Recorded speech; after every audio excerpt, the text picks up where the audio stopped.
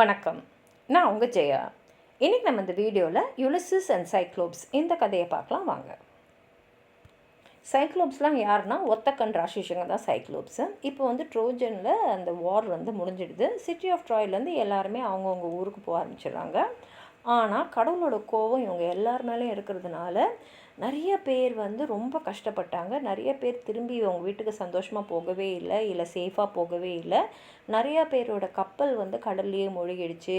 சில பேர் அவங்க இங்கே தங்கியிருந்தாங்களே 10 வருஷம் இந்த போர் நடந்தது இல்லையா, அப்போ அவங்களுக்கு மனைவியாக இருந்தவங்களாலே கொல்லப்பட்டாங்க. சில பேருக்குலாம் அவங்க ஊருக்கே போக முடியல. அங்கேயும் இங்கேயும் ஏன்னா கடல் பயணன்றதுனால தண்ணியோட போக்குக்கு ஏற்ற மாதிரி திசையெல்லாம் மாறி எங்கெங்கேயோ போயிட்டு புது இடங்களையே அவங்களோட இடங்களாக ஆக்கிக்கிட்டாங்க.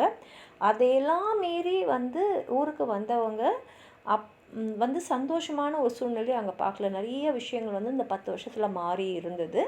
அதையும் மீறி யாரோட மனைவி, குழந்தைகள், நண்பர்கள்லாம் இன்னும் அவங்களுக்கு உண்மையாக இருந்தாங்களோ அவங்க கூட அங்கே இங்கே எங்கெங்கேயோ போயிட்டு தான் திரும்பி இங்கே அவங்க வீட்டுக்கு வர வேண்டியிருந்தது.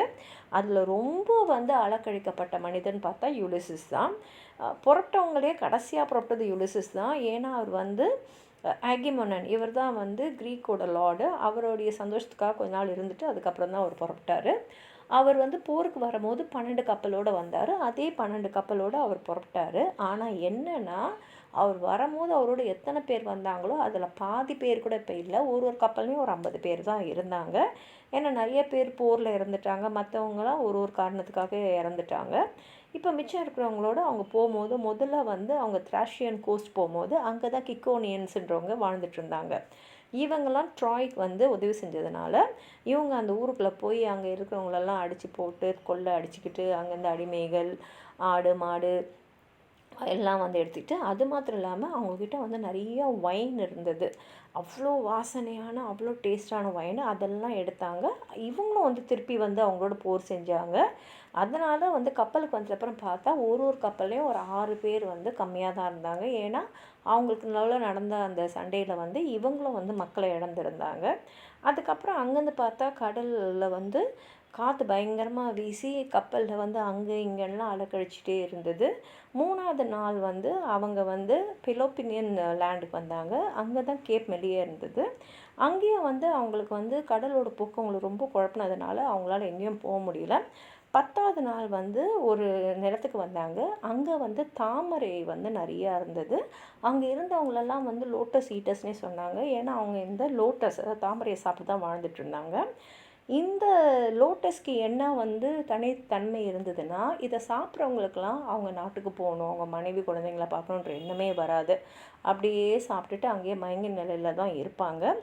அங்கே இருக்கிறவங்கெல்லாம் இந்த மாதிரி அவங்களுக்கு லோட்டஸ் கொடுத்தாங்க. எந்த வித கெட்ட எண்ணத்துலேயும் இல்லை. அவங்கக்கிட்ட இருந்ததில் சிறந்தது இந்த லோட்டஸ் தான். அதனால் அந்த லோட்டஸ் இவங்களுக்கு கொடுத்தாங்க. அதை சாப்பிட்டவங்களுக்கு இப்போ திரும்பி போகிற எண்ணமே இல்லை, நாங்கள் வரமாட்டோம் அப்படின்ற அடம் பிடிச்சிட்டு அவங்க உட்காந்தாங்க. இதை பார்த்து யுலிசிஸ் மற்றவங்க கையிலலாம் இவங்களை தூக்கி கப்பலில் போட்டுட்டு வாங்கன்னு சொல்லிட்டு அவங்கள தூக்கிட்டு போனார். இப்போ அப்படியே வரும்போது இன்னொரு நாட்டுக்கு வந்தாங்க. அங்கே தான் சைக்ளோப்ஸ் வாழ்ந்துட்டு இருந்தாங்க. இவங்க வரும்போது ஒரு மாலை நேரமாக இருக்கும். அங்கே பார்க்கும்போது அங்கே யாருமே மனித நடமாட்டமே அவங்களுக்கு தெரியல. ஆனால் அந்த இடம் ரொம்ப செழுமையாக இருந்தது. அதனால் இவங்க என்ன நினச்சாங்கன்னா, சரி நம்ம கப்பலை இங்கேயே வச்சுக்கிட்டு காலையில் வரைக்கும் பார்க்கலான்னு. காலையில் வந்தோன்னு பார்த்தா அந்த இடம் முழுக்க அவ்வளோ ஆடு எல்லாம் அப்படி இருக்குது. அவங்களுக்கு ரொம்ப சந்தோஷமாகிட்டு கொஞ்சம் ஆடுங்களை பிடிச்சி அது ஒரு விருந்தாக வச்சு அவங்களாம் சாப்பிட்றாங்க. அதுக்கப்புறம் அவங்க வச்சுருந்தாங்களே அந்த கிக்குன்ஸ்லாம் கொண்டு வந்து ரெட் வைன் அதெல்லாம் குடிக்கிறாங்க. இப்போ யுலிசிஸ்க்கு ஒரு பழக்கம் இருந்தது. எந்த நாட்டுக்கு போனாலும் அந்த நாடு எப்படி இருக்குது, அங்கே இருக்கிற மக்கள் எப்படி இருக்காங்க, அவங்க வாழ்க்கை முறை எப்படி இருக்குலாம் பார்க்கணும், தெரிஞ்சுக்கணுன்ற ஆவல் அவருக்கு எப்போதுமே இருக்கும். அதனால் அவர் என்ன பண்ணுறாருன்னா, அவர்கிட்ட இந்த 12 கப்பலில் ஒரு கப்பலில் அவர்கிட்ட இருந்த மக்கள் ஒரு 12 நல்லா தைரியமான வலிமையானவங்களை அழைச்சிக்கிட்டு அவர் அந்த ஊருக்குள்ளே போகிறாரு. மற்றவங்களெல்லாம் இங்கேயே இருங்க அப்படின்னு சொல்லிட்டு இந்த ஒரு கப்பலில் மட்டும் கரை வரைக்கும் அங்கே உள்ளே போய் பார்க்குறாரு. இப்போ இந்த சைக்ளோப்ஸ்லாம் பார்த்திங்கன்னா ஒரு பெரிய பெரிய குகையில் ஆளுக்கு ஒரு குகையில் வாழ்ந்துட்டுருப்பாங்க. அவ்வளோவெல்லாம் ஒருத்தரெல்லாம் பேசிக்க மாட்டாங்க. அவங்கவுங்க இஷ்டப்படி வாழ்ந்துட்டுருப்பாங்க. எல்லாருமே ஆடு, மாடு அந்த மாதிரி இதெல்லாம் மேய்க்கிறது தான் அவங்களுடைய இது. அந்த மாதிரி அவங்க வாழ்ந்துட்டுருக்காங்க. இப்போ இவங்க என்ன பண்ணுறாங்கன்னா கரைக்கிட்ட இருக்கிற ஒரு குகை கிட்ட போகிறாங்க. அங்கே போயிட்டு இதை யார் இந்த இடத்துல இருப்பா அப்படின்றத பார்க்குற ஆவலில் தான் போடுறாங்க. யுலிசஸ் வரும்போதே ஒரு பெரிய கத்தி, அவரோட கத்தியும் ஒரு பெரிய பை ஃபுல்லாக ஒயினையும் எடுத்துன்னு வராரு. ஏன்னா திடீர்னு அவர் பார்க்குற ஒரு மனிதன் வந்து ஒரு காட்டு மிராண்டியோ யாரையோ ஒருத்தரை பார்த்துட்டான் வச்சுக்கோங்க, சேவச்சு, அவனை வந்து நட்பாக்கிறதுக்காக இந்த ஒயினை கொடுத்து நட்பாக்கிக்கலான்ற எண்ணத்தில் தூக்கின்னு வராரு. அங்கே வந்து அந்த கேவில் போய் பார்த்தா கண்டிப்பாக இந்த குகையில் வந்து வசிக்கிறவன் ஒரு சிறந்த மேய்ப்பாளராக தான் இருக்கணும் அப்படின்னு நினைக்கிறாரு. ஏன்னா வந்து அங்கே இருக்கிற ஷீப்பு கோட்டெல்லாம் வந்து அந்தந்த வயசுக்கு ஏற்ற மாதிரி வந்து பிரித்து பிரித்து கட்டியிருக்கு. அதே மாதிரி கூடக்கூடிய சீஸும் அப்படியே வந்து நிறையா பாலும் வந்து பாத்திரங்களை சேர்த்து அந்த சோறில் வந்து கட்டியிருக்கு. இந்த குகையோட சைக்ளோப் வந்து மேய்க்கிறதுக்காக ஆடுங்களெல்லாம் எடுத்துன்னு போயிருக்காரு. சரி, அதனால் யுலிசஸ் கூட வந்தவங்க என்ன சொல்கிறாங்கன்னா, நம்மளால் என்னென்னலாம் முடியுமோ அதெல்லாம் எடுத்துன்னு நம்ம போயிடலாம் அப்படின்னு சொல்கிறாங்க. ஆனால் யுலிசஸ் சொல்கிறார், இல்லை இல்லை இல்லை, இந்த இடத்துல யார் இருக்காங்களோ அவங்கள பார்த்துட்டு தெரிஞ்சுக்கிட்டு போகணும் அப்படின்றத அவருடைய எண்ணத்தை சொல்கிறாரு. ஆனால் இது எவ்வளோ பெரிய கேடு அவங்களுக்குலாம் விளைவிக்கும்ன்றது அப்போ அவருக்கு தெரியல. சாயங்காலம் அந்த சைக்ளோப் வந்து திரும்பி வராரு. சைக்ளோப் எப்படின்னா பெரிய அரக்கன், ஒரு 20 அடி உயரம், பயங்கரமான ஒரு அகலம். அவன் வந்து நிறையா பைன் மரத்தை வெட்டி அதை எடுத்துன்னு வந்திருக்கான். ஏன்னா அது வந்து நெருப்பு ஏற்றுறதுக்காக. வந்த உடனே அவன் எந்த இதெல்லாம் ஆடுங்களெல்லாம் வந்து மேய்க்க எடுத்துன்னு போயிருந்தானோ அதெல்லாம் வந்து அந்த குகைக்குள்ளே வச்சுட்டு அதோட என்ட்ரன்ஸை வந்து ஒரு பெரிய பாறையை வச்சு மூடுறான். அந்த பாறை எவ்வளோ பெருசுனா 20 குதிரை வண்டி வச்சு இழுத்தாலும் அது நவராது, அந்த மாதிரி பெருசு. அதுக்கப்புறம் அவன் எல்லா ஆடு மாடெல்லாம் வந்து நல்லா வந்து பால் கறந்துட்டு அதில் பாதி பாலை சீஸ் ஆக்கிட்டு மிச்ச பாலை அவன் குடிக்கிறதுக்கு எடுத்து வச்சுக்கிறான். அதுக்கப்புறம் வந்து அவன் கொண்டு வந்த அந்த பைன் மரத்தை வந்து நெருப்பில் போட்டு ஏற்றுறான். அந்த நெருப்போட வெளிச்சத்தில் தான் அவன் யுலிசஸையும் அவன் ஃப்ரெண்ட்ஸையும் பார்க்குறான். பார்த்த உடனே, யார் நீங்களாம் நான் வியாபாரிங்களா இல்லைன்னா திருடங்களா, அதாவது கடல் திருடங்களான்றோம். இப்போ தான் நமக்கு அந்த அரக்கனோட பேரும் தெரியுது. அவன் பேர் வந்து பாலிபெமஸ்.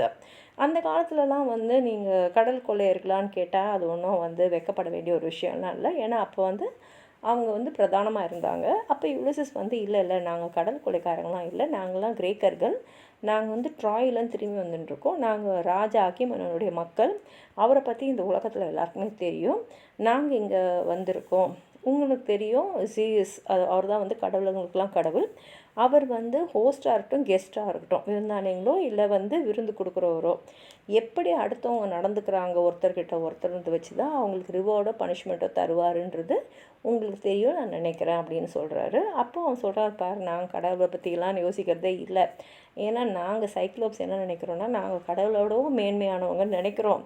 ஆமாம், உங்கள் கப்பலெல்லாம் எங்கே விட்டுருக்க அப்படின்னு கேட்குறாங்க. இப்போ யுலிசஸ்க்கு திடீர்னு ஒரு மனசில் ஒன்று தோணுது. திடீர்னு கப்பலை எங்கே விட்டுருக்கோன்னு சொன்னால் ஒருவேளை அந்த கப்பலை உடச்சிட்டான்னு வச்சுக்கோ, அப்போ நம்மளால் இங்கேருந்து தப்பிக்கவே முடியாது. அதனால் வந்து அவர் என்ன சொல்கிறாருன்னா, எங்கள் கப்பலே இல்லை, நாங்கள் வந்துட்டு இருக்கும்போது கிங் பொசிடியன்றது கடல் ராஜா, கடல் ராஜா வந்து எங்கள் கப்பலை வந்து ஒரு பாறையில் மோதி உடக்க வச்சுட்டாரு. இப்போ ஏதோ நாங்கள் தப்பிச்சு வந்ததில் நாங்கள் மட்டும்தான் தப்பிச்சிருக்கோம் அப்படின்னு சொன்ன உடனே பாலிமஸ் ஒன்றும் சொல்லாமல் அவர் கூட ஒரு 12 பேருக்குன்னு வந்தார்ல, அதை 2 பேரை பிடிச்சி அப்படியே வந்து தரையில் அடித்து அவங்களோட உடம்பு எப்படி பிச்சு கை காலெலாம் பிச்சு சாப்பிட ஆரம்பிச்சிடும். ஒரு சின்ன பீஸ் கூட உள்ள எலும்புலேருந்து எல்லாத்தையுமே தின்னுறான். இதெல்லாம் எல்லாரும் அவங்க அப்படியே, ஏன்னா இவங்கெல்லாம் பெரிய போர் வீரர்கள், நிறைய இறப்புலேருந்து எல்லாத்தையும் வந்து பார்த்தவங்க தான். ஆனால் இந்த மாதிரி வந்து ஒரு கொடூரத்தை பார்த்ததே இல்லை. அதனால் அவங்களால என்ன பண்ண முடியல, அப்படியே கடவுள் சீஸ்கேல வேண்டிக்கிறாங்க. இவன் அந்த சாப்பிட்டு முடித்த உடனே அப்படியே படுத்து தூங்க ஆரம்பிச்சிடான்.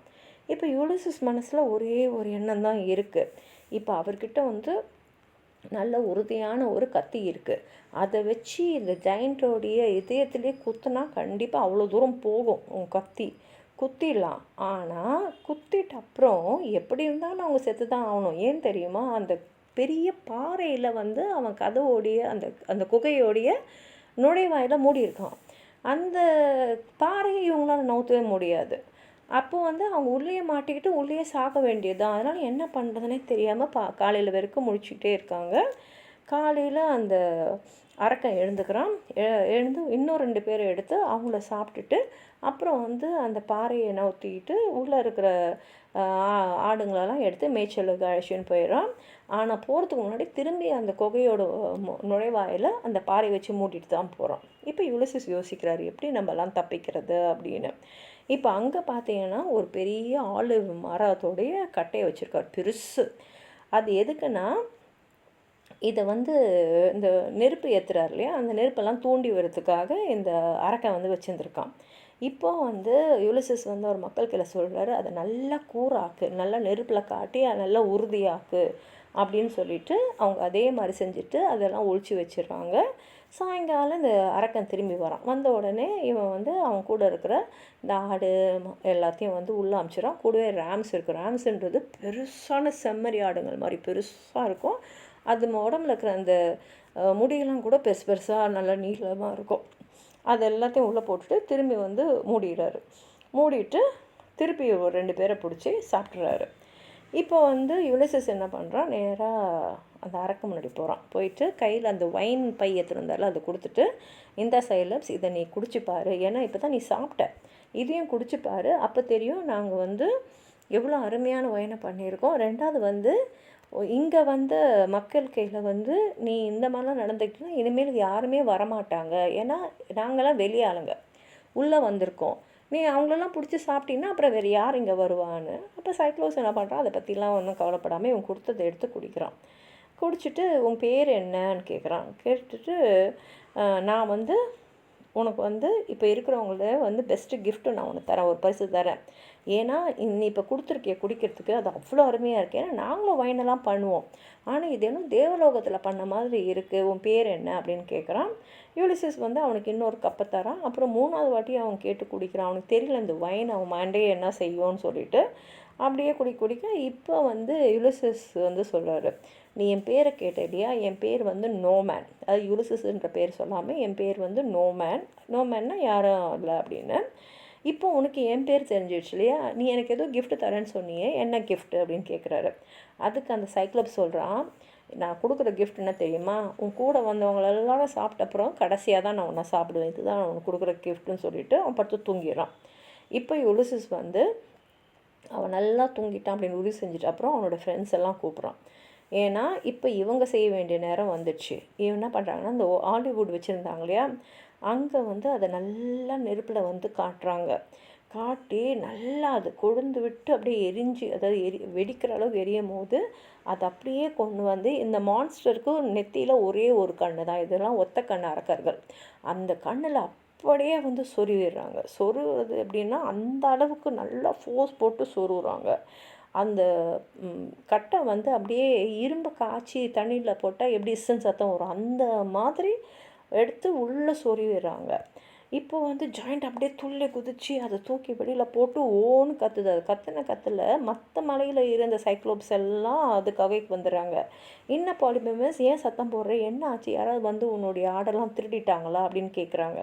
அதுக்கு வந்து ஜாயிண்ட் இல்லை நோமேன் வந்து என்னை வந்து கஷ்டப்படுத்திட்டான்னு. நோமேன்னா மனுஷன் இல்லைன்னு தானே அர்த்தம். அப்போ கேட்டபோது யாருமே உன்னை எதுவும் பண்ணலன்னா அப்புறம் எதுக்கு நீ வந்து கத்துற, நினைக்கிறேன் ஜூயஸ் தான் உன்னை ஏதோ கஷ்டப்படுத்துகிற, ஜூயஸ்ன்றது கடவுளுடைய கடவுள் சத்தம் பண்ணுறாரு. நீ என்ன பண்ணுன்னா நம்ம தந்தையான பொசிடன்கில் வேண்டிக்கோ உனக்கு உதவி செய்யறதுக்குன்னு சொல்லிட்டு அவங்க எல்லாம் போயிடுறாங்க. இப்போ யுலிசஸ்க்கும் சந்தோஷமாக இருக்குது, நல்ல காலம்டா நம்ம பேரை நோமேன்னு நம்ம ஏதோ யோசனையாக சொன்னோம் அப்படின்னு சொல்லிட்டு. இப்போ இந்த அரக்கன்கள்லாம் போயிட்ட அப்புறம் அவங்க என்ன பண்ணுறாங்கன்னா, சரி என்ன பண்ணுறதுன்னு யோசிக்கிறாங்க. ஏன்னா எப்படி இருந்தாலும் இந்த அரக்கன் வந்து நுழைவால வந்து ஒரு பெரிய, அதனால தான் வந்து இப்போ வந்து சைக்ளோப்ஸ்க்கும் உள்ள அந்த யுலிசஸோ இல்லை மற்றவங்களும் கண்ணுக்கு தெரியல, ஏன்னா அவன் பெரிய பாறையை போட்டு கொகையை மூடி இருந்ததுனால தான். இப்போ இவங்களால வந்து திறக்க முடியாதுன்னு தெரியும். இப்போ சைக்ளோப்ஸ் வந்து என்ன பண்ணிட்டாங்கன்னா உடனே வந்து உருண்டு போய் அந்த கதவு கிட்ட வந்து உட்காந்துக்கிட்டு 2 பக்கமும் கையை நல்லா விரிச்சிட்டான். அதாவது வந்து உள்ளே இருக்கிறவங்க யாருமே வெளியில் போக முடியாதபடி அவன் வந்து அந்த கொகையோடைய நுழைவாளில் இருக்கான். இப்போ வந்து யுலிசஸ் வந்து என்ன பண்ணுறதுன்னு யோசிக்கிறாரு. ஏன்னா வந்து அவங்களால இப்போ போக முடியாது. இப்போ ஒரு மைண்டில் இன்னொரு ஐடியா வருது, அது கடவுள் ஜேஸ்க்கு நன்றி சொல்லிவிட்டு அவன் அங்கே இருக்கிறதுலே பெரிய பெரிய ரேம்ஸ், அதாவது செம்மறி ஆடுங்கள் மாதிரி இருக்கு இல்லையா, அதெல்லாம் எடுத்து அவனுடைய ஃப்ரெண்ட்ஸ் ஒருத்தவங்களையும் அதோடைய கீழே, அதாவது தொப்பை மேலே வந்து கட்டிடுறாரு. தொப்பையோட தொப்பையாக சேர்த்து அதை நல்லா அதுங்களும் நல்லா நீளமாக முடி இருக்கிறதுனால முடியோடு கட்டிடுறாரு. எப்படி கட்டுறாருன்னா, இந்த ஜாயிண்ட் வந்து படுக்கிறதுக்காக ஒரு பெட் வச்சுருக்காரு இல்லையா, அந்த பெட்டிலேருந்து என்னென்னலாம் எடுக்க முடியுமோ அதை எடுத்து நல்லா வந்து கட்டிட ஒரு நார் மாதிரி வச்சு அவன் பெட் பண்ணியிருக்கான். அந்த நார் வேரெல்லாம் வந்து வச்சு எல்லாரையும் கட்டிடுறாரு. அது எப்படின்னா, ஒரு ரேமில் வந்து ஒருத்தன் இருப்பான், அப்புறம் ஒரு 2 ரேம்ஸ் போகும், அப்புறம் 3வது ரேமில் ஒருத்தன் இருப்பான், அப்புறம் இன்னும் 2 ரேம் போகும். இந்த மாதிரி வந்து இருக்கிறவங்களாம் கட்டிட்டு கடைசியாக இருக்கிறதுலே பெரிய ரேமில் வந்து யுலிசஸ் வந்து அதோட முடியை பிடிச்சிக்கிட்டு அப்படியே இருக்காங்க. எல்லாம் காலையில் வரைக்கும் காத்துட்டுருக்காங்க. காலையில் வந்த உடனே இந்த ரேம்ஸ் எல்லாம் வெளியில் போகிறதுக்கு தயாராகிடுது. ஆனால் அந்த ஜாயிண்ட் வந்து வாசல்லே இருக்கு இல்லையா, அது என்ன பண்ணுதுன்னா ஒரு ரேமும் வரும்போது அது முதுகு தொட்டு பார்த்து வெளியில் அமைச்சிக்கிட்டே இருக்குது. கடைசியாக தான் யுலிசஸை தூக்கின்னு இருக்கிற ரேம் வருது. இப்போ ஏன்னா இது வந்து யுலிசஸ் மற்றவங்களெல்லாம் அமைச்சிட்டு தான் இந்த ரேமில் அவர் வராரு. இப்போ சைக்ளோஸ் இதை தொட்டு பார்த்தோன்னா, நீ தானே எல்லாத்துக்கும் லீடரு, நீ கடைசியில் போக மாட்டியே, நீ தானே எப்போதும் முதல்ல வெளியில் போவ, அதே மாதிரி திரும்பி வரும்போதும் நீ தானே வந்து முதல்ல வருவ, ஏன் இப்போ வந்து கடைசியாக வர? ஓ, என் கண்ணுக்கு எதுவும் ஆயிடுச்சுன்ற கவலையில் இருக்கியா? கவலைப்படாத, இதை செஞ்சது நோமேன்னு ஒருத்தன் தான். அவனை வந்து நான் என்ன பண்ண போகிறேன் பாரு, அவன் மண்டையை பிடிச்சி அப்படியே ஓங்கி அடித்து என்னோடய பழியை நான் அந்த நோமேன் மேலே தீர்த்துக்கிறேன், நீ போன்னு சொல்லிவிட்டு அதை அமுச்சு விட்டுடுது. இப்போ எல்லாருமே வெளியில் வந்துட்டாங்க. யாரும் சத்தம் கூட போடலை. மெதுவாக இந்த ரேம்ஸ் எல்லாத்தையும் மெதுவாக ஓட்டின்னு யுலிசஸ் வந்து ரொம்ப தூரம், ஏன்னா வந்து அந்த சத்தம் வந்து மாறக்கூடாது, வெறும் அந்த ரேம்ஸ் நடக்கிற சத்தம் மட்டும்தான் கேட்கணுன்றதுனால நல்லா தூரமாக வந்த அப்புறம் இவர் வந்து இறங்கிட்டு மற்றவங்களையும் வந்து கழட்டி விட்டுட்டு அதுக்கப்புறம் என்ன பண்ணுறாங்கன்னா, இந்த ஆடுங்க எல்லாத்தையும் எடுத்து அவங்க கொண்டு வந்த கப்பலில் ஏற்றிக்கிட்டு அந்த கப்பல் அப்படியே தள்ளிங்கினே போயிடுறாங்க. அவங்க வந்து அழக்கூட இல்லை இந்த இறந்து போனவங்களுக்காக. ஏன்னா வந்து ஏதாவது ஒரு சத்தம் கேட்டாங்கன்னா, அந்த சைக்கிளுக்கு அந்த சத்தம் வர திசையை நோக்கி வந்துட்டாங்கன்னா அவங்களுக்கு அது ஆபத்துன்றதுனால எல்லாம் கப்பல் மேலே ஏறி மெதுவாக சத்தமே போடாமல் அந்த நிலத்தை விட்டு தள்ளி ஒரு 100 yards தள்ளின்னு போயிடுறாங்க. இப்போ அந்த தூரத்துலேருந்து நம்ம வந்து சத்தமாக பேசினா உள்ளே இருக்கிறவங்களுக்கு கேட்கும். ஆனால் நம்ம ஒரு 100 அடி வெளியில் வந்துட்டோன்றதுனால யுலிசஸ் வந்து கப்பல்லேருந்து ஏறி நின்று, நான் ஒன்றும் கோழை இல்லை, அதனால தான் வந்து என்னால் தப்பிக்க முடியுது, ஆனால் நீ பண்ண பாரு உன் குகையில் அது ரொம்ப மோசமானது, இதுக்கு கண்டிப்பாக உனக்கு கடவுள் தண்டனை தருவார் அப்படின்னு சொல்லி கத்தி சொல்கிறாரு. இதை கேட்ட சைக்ளோப்க்கு கோவம் வந்துட்டு ஒரு பெரிய பாறை எடுத்து கப்பல் இருக்கிற திசையை நோக்கி, அது சத்தம் எந்த திசையில் தான் வந்ததோ அந்த திசையை நோக்கி அந்த பாறையை தூக்கி அடிக்கிறாரு. என்ன ஆகிடுதுன்னா, அந்த பாறை விழுந்தோடனே பெரிய அலை வந்து திரும்பி கப்பல் வந்து கரைக்கே வந்துடுது. ஆனால் யுலிசஸ் வந்து ஒரு பெரிய கட்டையை வச்சு தடுத்து திரும்பி வந்து அந்த கப்பலை வந்து நதியிலே எடுத்து வந்துட்டு இந்த வாட்டி வந்து வேகமாக ஓட்டிங்கன்னு முன்னதை விட ஒரு 2 மடங்கு தூரம் வந்துடுறாங்க. இப்போ யுலிசஸ் திரும்பி பேச பார்க்க போகும்போது அவன் ஃப்ரெண்ட்ஸ்லாம் சொல்கிறாங்க, வேணாம் நீ எதாவது பேசுனீங்கன்னா அந்த அரக்கனுக்கு கோவம் வரும், இந்த வாட்டி அவன் வேறு ஏதாவது செஞ்சிட்டான்னா திரும்பி நம்ம கப்பல் கூட உடஞ்சி போயிடலாம், ஏன்னா அவன் அவ்வளோ கோவத்தில் இருக்கான், வேணான்னு போது கூட யுலிசஸ் சொல்கிறாரு இல்லைன்னு சொல்லிட்டு எழுந்து நின்று சொல்கிறாரு, கேளு சைக்ளோப்ஸ், யாராவது வந்து உன் கண்ணை யாரை குருடாக்குனாங்கன்னு கேட்டால் சொல்லு, அது வீரனான யுலிசஸ் தான், அவன் லாசரஸோட மகன், அவன் இருக்கிறது இத்தாக்காலன்னு சொல்லு அப்படின்னு சொல்கிறான். இதை கேட்ட சைக்ளோப்ஸ் சொல்கிறான், ஓ, எனக்கு வந்து ரொம்ப வருஷத்துக்கு முன்னாடியே டெலிமஸ்ன்ற ஒரு ப்ராஃபிட்டு வந்து ஒரு ஓல்டு ஆரக்கல் வந்து சொன்னாங்க, இந்த மாதிரி வந்து உன் கண் பார்வை வந்து யுலிசஸ்ன்னு ஒருத்தனால போகும்னு. ஆனால் நான் என்ன நினச்சேன்னா, என்னோட வலிமையான என்னோட பெருசாக இருக்கிறவன் வருவான்னு நினச்சேன், ஆனால் நீ வந்து இதை செய்வேன்னு நினைக்கல, சரி பரவாயில்ல நீ திரும்பி வா, நான் வந்து ஒரு விருந்தாளி எப்படி வந்து கவனிச்சுக்கணுமோ அந்த மாதிரி நான் வந்து செய்கிறேன், அது மாத்திரம் இல்லை என் தந்தையான பொசிடியன் அதாவது கடல் ராஜா வந்து உன்னை பத்திரமா எடுத்துன்னு போய் வீட்டுக்கு அனுப்புவார், நீ வா அப்படின்னு சொல்லும் போது யுலிசஸ் சொல்கிறான், இல்லை நீ போக வேண்டிய இடம் வந்து இறந்தவங்க போகிற இடம்தான், அதை வந்து பொசிடியனும் பார்த்துப்பாரு அப்படின்னு சொல்லிட்ட உடனே சைக்ளோப்ஸ் செஞ்சிடுச்சு அவனுடைய அந்த நயவஞ்சகம் வந்து இங்கே எடுப்பாடலைன்னு. அப்போ அவன் சொல்கிறான், பொசிடியன் நீ வந்து என்னுடைய அப்பாவாக இருக்கேன்னா இந்த யுலிசஸ் அவன் வீட்டுக்கே போய் சேரக்கூடாது, அதை மீறி விதி அவன் வீட்டுக்கு போகணும் அப்படி இருந்தால் கூட அவன் வந்து தனியாக தான் போகணும், அவன் கூட இருக்கிறவங்க யாருமே வந்து போகக்கூடாது, மீறி போகிறவங்க யாருக்குமே வந்து சந்தோஷமான ஒரு வீட்டையே அவங்க பார்க்கக்கூடாது அப்படின்னு சொல்லிட்டு ஒரு பெரிய பாறையை எடுத்து இன்னும் நல்லா பலம் கொண்டு அந்த திசையை நோக்கி போகிறான். இந்த வாட்டி எப்படின்னா ஒரு மயிரிழையில் தான் அந்த கப்பல் வந்து தப்பிக்குது. ஆனால் எப்படியோ அவங்க தப்பிச்ச உடனே அங்கே வந்துட்டு அவங்க வந்து அவங்களுக்கு மற்றவங்களாம் காத்துட்டுருக்காங்களே, ஏன்னா 12 கப்பலில் ஒரு கப்பலில் தான் இவங்க வந்தாங்க, மிச்சம் 11 கப்பலில் மற்றவங்களாம் காத்துட்டுருக்காங்களே, அங்கே போயிடுறாங்க. அவங்கெல்லாம் பயத்தோடு காத்துட்டுருக்காங்க. என்னடா அது போனவங்க வரவே இல்லையே, இருக்காங்களா இல்லையான்ற பயத்துக்கு அவங்க போயிருந்தாங்க.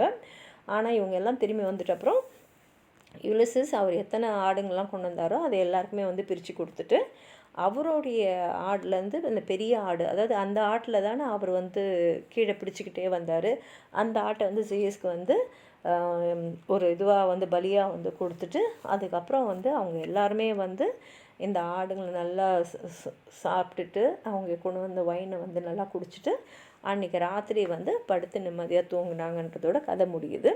உங்களுக்கு எதாவது சொல்லணும்னு நினச்சிங்கன்னா கீழே இருக்கிற கமெண்ட் பாக்ஸில் எழுதுங்க. இந்த வீடியோவை லைக் பண்ணுங்கள், உங்கள் ஃப்ரெண்ட்ஸோடு ஷேர் பண்ணுங்கள். சப்ஸ்கிரைப் பண்ணாதவங்க ப்ளீஸ் சப்ஸ்கிரைப் பண்ணி சப்போர்ட் பண்ணுங்கள். நன்றி.